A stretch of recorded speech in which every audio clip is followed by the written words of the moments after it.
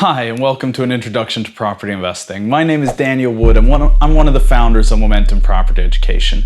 In this series, we endeavor to teach you everything you need to know, the basics of how to become a successful property investor. So we're going to show you what it is you need to know in order to do this successfully, build a portfolio, and start creating passive income so that you get control over your time, your life, your security, and your future. So the three parts to being a successful property investor is the ability to find, analyze, and calculate property deals. That will help you identify which deals that you want to do. Once you've learned how to identify and calculate the right deals, you move on to project management to make sure your deal goes according to plan, according to budget, and the timeline you've set. The last part is money. Once you understand money and how money works in the property sphere, you can become a successful property investor. So in the last video, we looked at how to find property deals. We have on our website, you can find our course, Freedom Property Intensive, where you'll learn how to analyze deals and how to project manage them, so you know which deal to do and how to successfully do property deals. So go to our website, momentumpropertyeducation.com, and you'll learn all about it. In the next video, we're going to teach you how to calculate property deals. So we're going to do the math on several deals so that you feel comfortable with doing your calculations and how to actually choose your deal to know what result you're going to get. So stay tuned for that. The easiest is to subscribe to our channel. You just make the screen small again, hit the subscribe button, and hit the notification bell. That way, when the video is posted, you're going to get a notification telling you that it's available and that you can see it. So that's the easiest way to get information about the next video. So today, we're going to talk about money. So how do you find the money? How does money work? So how can you use this to do property deals? If you've seen other videos we've done, you know we are huge fans of the book Rich Dad, Poor Dad. Rich Dad, Poor Dad was written by Robert Kiyosaki together with his wife, Kim Kiyosaki. We know Kim very well and we're huge fans. They're amazing people. They do so much good and they've really been the reason why we're where we are. They created something called the cash flow quadrant. You might have seen it before. We're going to use this as the basis for this video because it gives a very good overview of how people make money and how the system is built to make you successful if you use it the right way. So the cash flow quadrant, and rather than using this small one, we'll just have the editor bring up the cash flow quadrant. So editor, please bring up the cash flow quadrant here. And we'll look at the different squares. So the first one you have is the E quadrant. The E quadrant stands for employee. Basically, if you have a job and you're making a salary, you're in the E quadrant. If you need that salary to pay your bills, you're in the E quadrant. A lot of people then take this step from being an employee to becoming self-employed, like starting their own business or becoming a consultant or becoming, as they say, a specialist. So a solicitor or a lawyer or a doctor would often fall into the S quadrant, the second quadrant. Then the other side, so these two are known as the left side of the quadrant, meaning this is, well, on the left, so that's a good start, but also they are very close together. They're taxed in the same way, they use money in the same way, and the mindset is very similar. Next, you have the right side. It starts with the upper right corner called the B quadrant. B is for business. And so I've noticed a lot of people misunderstand the difference between the S quadrant and the B quadrant. I've noticed a lot of people think that self-employed would mean the type of business, being a self-employed, and B would be a limited company. And that's absolutely not what is meant by it. Others I've noticed think about it as self-employed, so self, alone. So alone and employees. And you're on the right track, but that isn't really what the definition is. The easiest way to test if you are in the S quadrant or the B quadrant is you are in the B quadrant if you have the ability to leave your company for 6 months, have zero contact with the company, meaning no email, no phones, no meetings, no nothing, and then come back, and not only has the company survived, but it's actually grown in your absence. So if your company can grow without you, it means it doesn't need you. And when the company doesn't need you, that's when you're in the B quadrant. You've created a system that can generate you money without you needing to be there. The final quadrant is the I quadrant, which stands for investor, which is really what we're talking about today. That means you can live off your investments. Big difference here. A lot of employees have investments, but you're not an investor until you can live off of those investments. So that's an important difference. And then we split this into the left side and the right side. And let me tell you a little about my story, because I started my career in the E quadrant. And I had a good job and really had no thought of personal development. I mean, watching videos like this was completely foreign to me. And one day my boss came into the office and he said, "Daniel, I got great news. We are going to a seminar with Brian Tracy." And now, I don't know if you've heard of Brian Tracy. I certainly hadn't. But Brian Tracy is one of the top speakers in the world. He teaches about business, sales, and goal setting. And I got so inspired by listening to him speak. I learned so much. But what really stuck with me was when he talked about goal setting. Because I used to be an athlete, and emphasis on used to be, but I used to be an athlete, and I loved having a goal. I loved having a clear goal, a clear target for what I was aiming for. And what happened was I used to focus on goals, but I never wrote them down. And that's something Brian told me was very, very important, to write down your goals, have a clear goal with a deadline. But it was nothing I'd ever done. And he referred to a Harvard Business Review study. It was done a long time ago. Harvard Business Review did a study where they talked about the difference between setting goals and not. And they asked people beginning at Harvard University about their background, about who they were, and about their goals. And when I heard this story, I got so impressed and so inspired, so I'm going to share this story with you. It turned out that when it comes to goal setting, people fall into one of three very clear kind of camps around goal. And remember, these are people that have made it into Harvard. These are students, the top students in the US. They've worked so incredibly hard. But a big portion of them, the first group of these people, had no further goals. They hadn't thought longer than getting into Harvard. You know, I'm into Harvard, life is set, I don't have to think about it anymore. Then there was a second group. The second group kind of had an idea. They could see it kind of vaguely in the distance, but it was definitely not clear and it was not written down. Then there was a third group. About 1% of the people that they spoke to had clearly written down goals with a deadline that they had shared with a friend. And what they then did was they followed up with these people after 5 years, after 10 years, after 15 years, and finally after 20 years. And after 20 years, they asked them one simple question. They asked, "How much money do you make today?" And remember, this is the US. People answer that question when they ask it, okay? It's not like here in Sweden. So they asked this question, and it turned out that those who had written down goals with a deadline that they had shared with a friend were now making 20 times as much as those who didn't. 20 times just by writing down their goal and sharing it with their friends. That is huge. So when I learned this, I ran home to my wife. I said, "Honey, we're going to set our goals." We sat down at the kitchen table, but what are we going to write? And the only thing I could hear was retirement. And I think it was because growing up, my dad, he was about 40 when I was born. So growing up, every day when he would get home from the office, he would kind of come into our hall and be like, "It's almost time for retirement." And it's horrible, really, but that's how a lot of people live their lives. And for me, that was the big goal. That's why I went to work, was to one day retire. So we said, all right, let's write it down. Retirement. And then we looked at it and we said, wow, we're really good at this goal setting thing. We're going to be able to do this. We just got to survive till we're 65. Yeah, that didn't sound so fun. So we started thinking, how can we kind of move that target from the distance closer to us? How could we retire sooner? So to me, retirement is actually a really positive word. It's a good word. But we wanted to do it sooner. I didn't want to wait till I was 65. So we started thinking, well, what if we saved up a lot of money? If we saved up enough money, we should be able to live off of it and maybe retire earlier. So we started doing our math and we thought, all right, so to retire, how much money would we need? And we went through our expenses and we calculated, and we had never heard of the concept of passive income.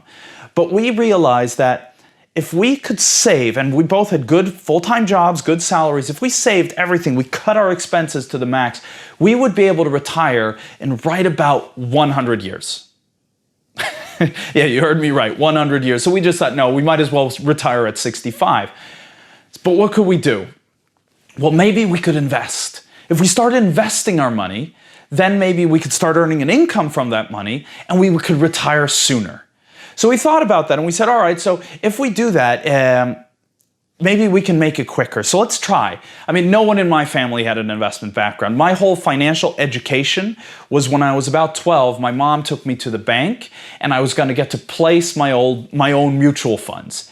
And the bank, they basically brought up and let's bring that up here, a green, yellow, and red kind of choice border. The green, the yellow, or red. And they said basically the red is unsecure, the yellow is a little more, and the green is safe. So I said, well, let's just choose the green then.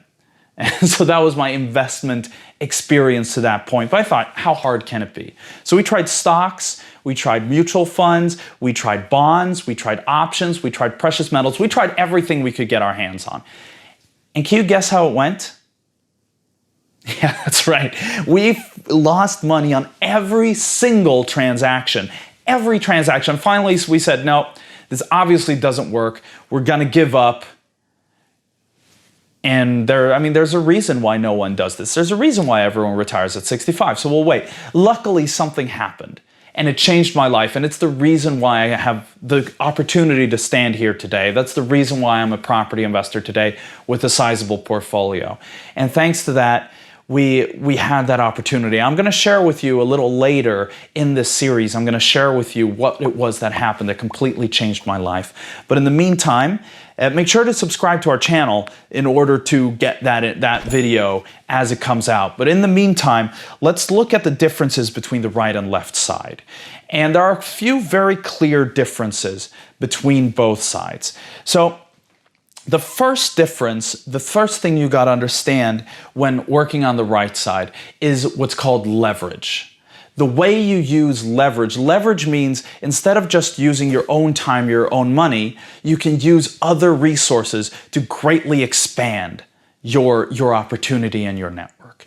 So the first difference between the left and the right side is about that leverage. And what's interesting for us is we learned this from Kim Kiyosaki. We had her speak here in Sweden at our annual Empowered Women event, and it was fantastic. She was amazing. She spent the full day teaching women about investing, about entrepreneurship, about this mindset. And at the dinner afterwards, we were telling her about, one of the great things with being the organizer is you get to treat the speaker to dinner afterwards. So as we were sitting, we talked about our journey, how it began. And she explained there are 3 major mistakes that people make when they're trying to build their future.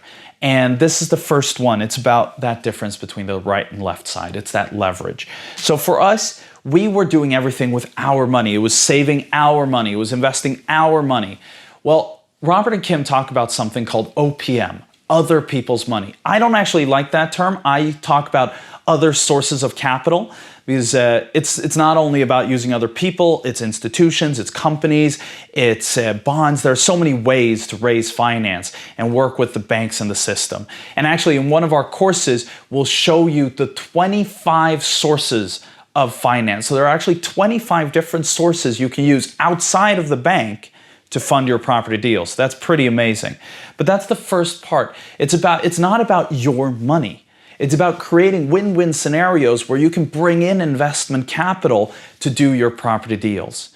When you can release your mindset from it having to be mine to it being a system, that is where you take that extra step. That is where you're going to get massive growth. Our mentorship students today, a lot of them didn't start with a lot of money. Some of them did. Some started with a lot of money, but a lot of them didn't. And they're now raising finance in order to do property deals. You can see a lot of their videos here on our channel. Again, make sure you subscribe and you hit the notification bell, and we'll let you know every time one of our students posts a video where they'll share about how their journey is going and what they're doing. It's very, very exciting. I love those videos, and you'll see a lot of the opportunity. So that's the first major mistake, is that understanding about how money works on the left and the right side. The second major mistake is about the mindset that it takes to be a successful property investor. And the mindset, and really an entrepreneur overall, because the mindset is really, really difficult. And when we talk about this, we don't mean to be, excited and pumped, because a lot of people that are in the E quadrant are excited and pumped. Now, it's more about your ability to handle setbacks and then how to overcome other people's opinions. Because, yeah, obviously you're watching this video, so you're an entrepreneurial spirit, you're doing things like this, but I can imagine that the people around you, whenever you come up with this new brilliant idea, they always tell you, no, that's obviously not going to work. I mean, how's that going to go? Even you must understand that. And it's crushing, because these are the people that know you the best, that should believe in you the most, and yet they're saying it's not going to work. So it's very, very difficult, and I can tell you, as an entrepreneur, as an investor, you will guaranteed have setbacks. You will have challenges. It will not go well in the beginning. It will go well later. If you've ever read any of Darren Hardy's books, Darren Hardy is an amazing author. He's got a great book called The Compound Effect. And in it, he talks about when you take action, there are only two possible outcomes. One is that you succeed, which is great. The other is that you learn. You might have thought fail, but you only fail when you give up. Otherwise, it's a learning experience. You can look at it, you can say, what did I do well? What can I do differently? And then you try again. And then you only have two outcomes. You succeed or you learn some more. And you look at it again and say, what did I do well? What did not? And what can I do differently? And you go again. And you do it until you succeed. The best probably example of this is Thomas Edison. You know, the guy who invented the light bulb? Well, in the book by Napoleon Hill, Think and Grow Rich, Thomas Edison talked about, he's interviewed in the book, and he talks about how he was talking to a journalist as he was creating the light bulb. And the journalist comes up to him and he says, Mr. Edison, sir, we know you've been trying to invent the light bulb, and we understand you failed around 6,000 times. Isn't it time you give up? Well, Edison just looked at the man and said, son, you do not understand the way the world works. I have not failed a single time. I have successfully found 6,000 ways not to invent the light bulb. Isn't that a different way of looking at it? He found successfully 6,000 ways not to invent the light bulb. He only needed to find the right one once. He failed 4,000 more times. It took 10,000 failures to find one way to create a light bulb. And that was all it took for him to now be remembered as Thomas Edison. One success, all the failures in the world, that's fine if you succeed once. And it's all about that persistence. So that mindset, the ability to overcome that major mistake of giving up, just like I did in the beginning when I tried stocks, it didn't work. So I tried something else, I gave up. If I had instead looked at it, learned, and continued, well, I might have been a successful stock investor today. Today I invest in property, and I'm really happy about that choice.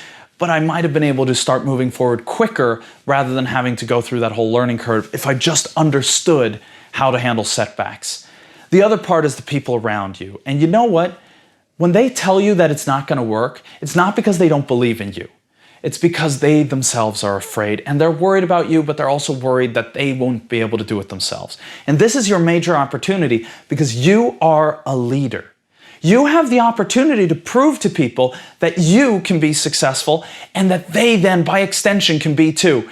And I want to ask you a favor. Now that you're watching this video and you know your own capability, when you become successful, and I use that word specifically, when, not if, when you become successful, please turn around and help someone else.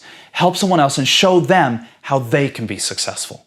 That is how we create a ripple effect. That's how this truly makes a difference. And in these times, helping other people is the best thing you can do. So become successful yourself and then help someone else. Can you do me that favor? Please write a comment. If you agree, you scroll down, make a comment and say yes. Because I want to see as many people as possible become successful, do this, because that's our mission, and help other people, because that is how we create this ripple effect, all right? So make that comment down below, write yes, maybe put an exclamation point on it, because we're going to do this together. So those are the first two major setbacks. It's how you understand leverage, and it's how you understand your mindset with setbacks and with the people around you, that you are a leader. The third is really about taking action. And I'm going to give you two examples of this. Because action, as one of my mentors once told me, action is the name of the game. Action is the difference that makes the difference. Action changes the whole game. And when you face a challenge, the most important thing is you take action right away. When you have an opportunity, take action right away. Make the decision right away. And I'm going to give you two examples of this, why this is so important. So first, one of our attendees at one of our workshops, I was talking about action, and in the break, he came up to me. And he told me this story, and he said, look, Daniel, I understand what you're talking about with action. I once missed an opportunity because I didn't take action. And I'm never going to forgive myself. And this man was very successful. He ran a company with over 100 employees. And me being a positive type guy, I just turned to him and said, it's fine. I mean, you've been successful. It's okay. Don't beat yourself up. And he said, no, Daniel, you don't understand. I'll never forgive you myself. Let me tell you the story. I said, all right, fine. Tell me the story. So he said, look, I was on the internet one day. I was looking at real estate listings. And I found, in my neighborhood, I found a plot of land with planning permission to split it into 2 plots and build 2 detached houses, 1 on each. I knew that land with planning permission in that area was worth over $700,000, but it was only listed at $120,000. So he's like, oh wow, this is such an opportunity. The one caveat, the one negative in it was that it didn't have communal piping and electricity drawn to the land yet. But the council had promised that within 5 years, they would draw it all the way up. So he knew if he could sit on this land for 5 years, he would be able to flip it for $700,000 plus any eventual value increase in the time being. So he called the estate agent right away, and he was actually able to negotiate a price down to $100,000. So he said right away, all right, we got a deal. Let me just call the bank, make sure I have a loan approved, and let's make this happen. So he called his bank, and they said, fine, of course you're successful. Sounds like a great deal. Go ahead, do it. And so he was sitting there in his office going like, all right, so I have the deal, and I have the money. So all I have to do is call it up, close the deal. But at this point, it was 4:30 in the afternoon. And he was going to go out fishing with his friends. So he said, you know what, I'll just call them tomorrow morning. I'll get it done then. I'm going to go fishing. And so he went fishing. And the next morning, he came back to the office, 8 a.m., he called the estate agent. No reply. So I'll call back a little later. She's probably not in yet. So he called back at 9. No reply. So she tried again at 10. And at 10, he got a reply, and the estate agent replied, and she said, oh, I'm so glad you called. Yes, I'm sorry, the plot is already sold. And because he went fishing instead of taking action, he lost that deal. And he says, I'll never forgive myself for losing those $600,000. I'll never forgive myself. And that's one of the things. He's now living with that regret. Even though he's incredibly successful, he always regrets not taking that action. And that leads me to something that Tony Robbins always says. As you probably know, I'm a huge fan of Tony. Tony always says, never leave the place of an opportunity without taking action. Never leave the place of an opportunity without taking action. That is the key. Action is the name of the game. And he says that for 2 reasons. One is that really, when you have an opportunity, you get a gut instinct, and instantly you know, this is something I want to do, or no, this I do not want to do. And your gut is almost always right. If you've ever done multiple choice questionnaires, when you do them and you kind of have a question and you're like, ah, yes, A, I know it's A. And then you start thinking, and it's like, no, wait a second, I'm going to shift it to B. I'm just going with B. In about, I don't know the exact number here, but about 70% of the time, you're wrong when you change your answer. Your gut is smarter than your mind. And that's why when you say, I want to go home and sleep on it, you had a gut instinct. You knew if you wanted to do it or not, but you wanted to go home and sleep on it and convince yourself for the opposite. And by doing that, you ruin your chance because you will probably make the wrong decision. It's better to trust your gut and go with it. The second reason, though, and this is actually the more profound one in my opinion, is that if you don't make the decision today, you still have it. You know, it's draining energy. It's something you're thinking about. Should I do it? Should I not? Should I do it? Should I not? Should I do it? Should I not? And when you get home, the next day, you're still thinking, should I do it? Should I not? Should I do it? Should I not? But the next day, you have all these new opportunities, all these new choices to make, and you might sleep on some of them as well. So the next day, you have even more, and then even more. And finally, you're so drained that you don't have the mental capacity to make a good decision. That's why it's better to make the decision right away and maybe get it wrong sometimes, but rather than sitting there and being so locked in that you can't make any good decisions at all. So it's better to make the decision. So action is that third key, and it will change your life. So those are the 3 mistakes that with money, the cash flow quadrant, if you understand leverage, that will take you over to the other side. Now stay tuned for our next video. In our next video, we're going to go through how to calculate deals. So I'm going to teach you exactly how to run the numbers so you can calculate your deals and do successfully property deals. Once we've done that, we're going to look at our Freedom Property Intensive, so you can join that course as well. So make sure you subscribe to our channel, hit that notification bell, and we'll let you know when the next video is coming out. So thank you so much for watching, and good luck with your property investments.